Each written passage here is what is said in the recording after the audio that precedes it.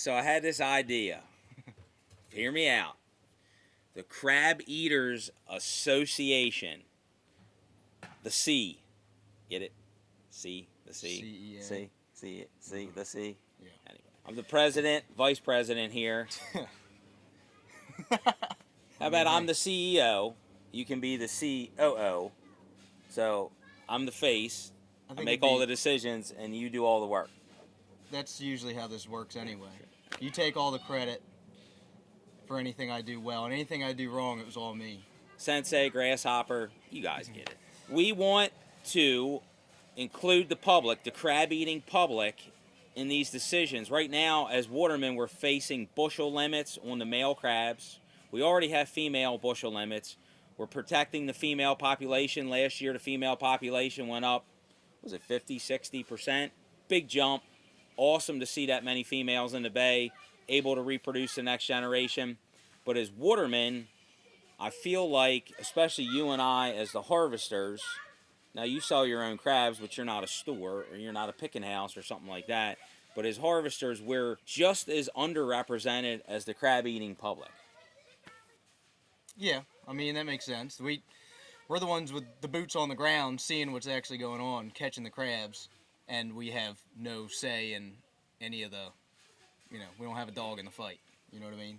100%. The way I look at it, we have scientific collection, we have summer surveys, we have the winter dredge survey, which affects so much of what regulations come out, what don't, and what watermen are seeing, especially last year and already this year, is different than what the survey is saying. And I think the survey does a great job. It's run by a bunch of great people, very competent, awesome people. But the survey only sees what is in the survey area. Crabs ain't cut and dry. Everything affects crabs. We know that. You hear us talk about that all the time. It gets hot, they run shoal. It gets cold, they move out. We get rain, they move around, salinity, yada yada. And those are things that we talk about all the time that are clearly affecting us day to day. And those are also things that are never considered by anything like science or the state or whatever, which is kind of amazing to me that they have all these scientists that I'm sure are doing their jobs in the areas they're told to do them very proficiently. Thing is, they don't consider any of the migratory habits of a migratory animal when coming up with numbers to base rules that affect our livelihoods. Yeah. We know different crabbers in different parts of the bay. We have crabs that have a complicated life cycle that require the entire bay, which is part of the reason they can't replicate their life cycle in a fish tank. So every crab that they catch in every different part of the bay is a different, it's the same crab, it's Calanectus sapidus, but it's a different crab at a different part of its life cycle, and it acts a different way. We know this, right? 100%. It's doing different stuff. When it's in a different part of the bay, it's in a different part of its life cycle. Yeah. So they're going to say, oh, we always catch all this size crabs in this spot this time of year. Well, and then something changes, and they don't have them there, right? They have them somewhere else. Yep. Well, when it comes to the dredge survey, they go to these same spots, no matter, they don't consider any of the other factors that we consider in the pursuit of catching the crabs, and they survey the same things, and then they come out and say, well, there's no crabs here. Well, they never tried over there. Maybe they should have crabbers go on the dredge surveys and say, this is where I would lay, or whatever. I don't know. It's just a thought. And you're not taking the impacts of climate change. The survey has been done the same way since the 90s. We have a very different bay than the 90s. We have, right now, some of the highest salinities we've seen in probably decades. So those things are affecting where the crabs are in the winter. You also had one of the warmest winters on record last year. None of that's being taken into account. We're just doing the survey the same way over and over again. And when watermen are seeing something different, was last year your worst year on record? No, last year was fine. There's plenty of crabs. Do you know of anyone else as a crabber who would say last year was their worst year on record? No, not at all. Don't you think that if there was the least amount of crabs in the bay, that certain places would have had at least the worst year on record?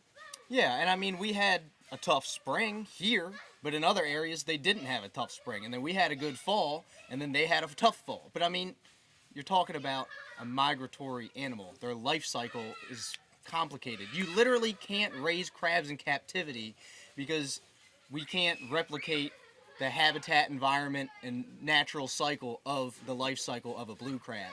So to say that you can do sort of a simple thing, come up with cut and dry numbers to determine an entire population seems to be a little far-fetched in my eyes, to say the least. Even getting impact from Watermen as to where they're sampling, and then also to add new areas. There was some talk at the meeting, I think, about that, adding some areas, some pilot areas or something to the dredge survey to see, hey, we went to these areas and we saw nothing, or we saw a huge amount of crabs we didn't even know existed.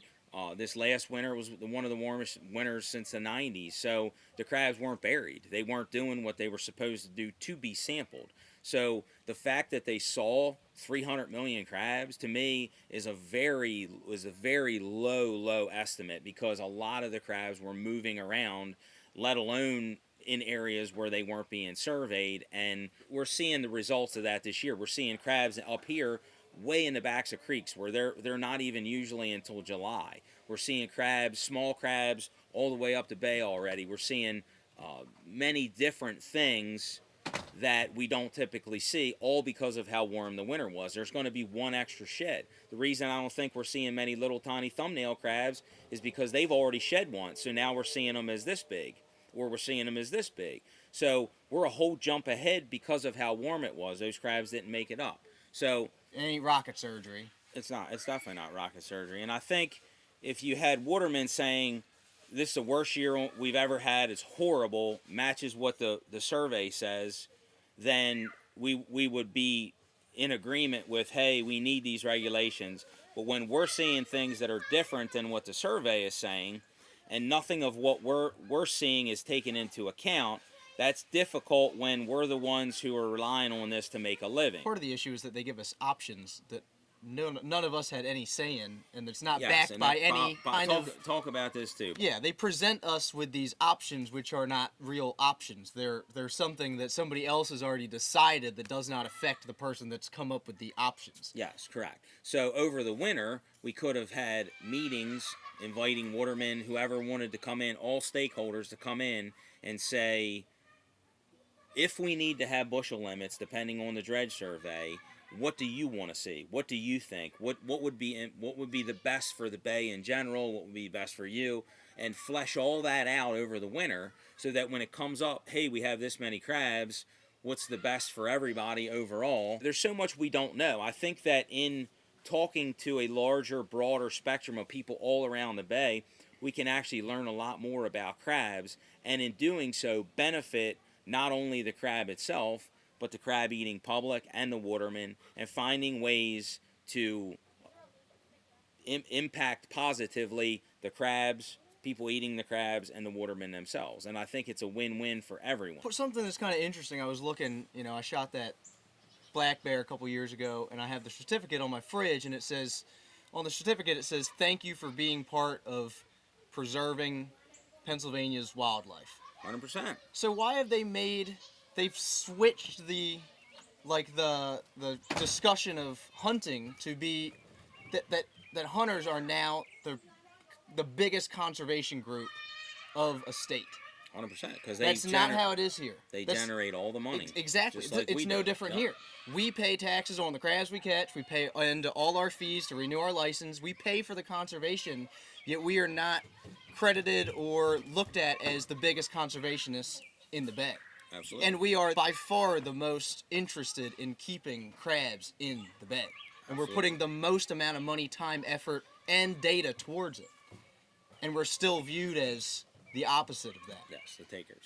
And that's not it. I mean, part of what we have to do is change the conversation, I think. We would like to see more consideration for what the watermen are seeing. Scientists meet with watermen, talk to watermen, find out what other people outside of our area are seeing. And we all have the common goals of a healthy, sustainable fishery. We want successful watermen, and we want affordable crabs for the consumer. And the help that we need is, if you're a waterman, send me an email, femisppaul@gmail. Let me know what you're seeing, how your spring was, where you crab, what crabs are important to you, whether it's females, males, small males, big males. Let me know, and we're going to include that in our data set. Not only are watermen, the catching portion of watermen, underrepresented, but also the crab eaters association is underrepresented. C. C, yeah. I don't. So if you're a crab eater and you would like to see more crabs to eat, cheaper crabs, more access to crabs, a better understanding of crabs, we want you to join this organization. Now, there's no cost. We do need a little help. So we're going to put a post up. On this post, we want you to go to the comments, and we want you to tag Governor Moore. Governor Moore said in his inauguration speech that he wanted to look out for the little guy, the underrepresented, and that's us, and that's the crab eaters of the state of Maryland. We want to reach out to him through social media. So tag him at Governor Moore and hashtag Maryland Crabs. And we're going to see how many people respond and agree with us. And if you don't, then we'll go away. The C will go away. But if you do, and we can reach out and we can generate some interest with this, then we can start to represent working watermen, and we can start to represent the crab eaters. Now let's see what how the C goes. C does. I don't know, man. I think that one needs a little more engineering. That ship sailed on the sea.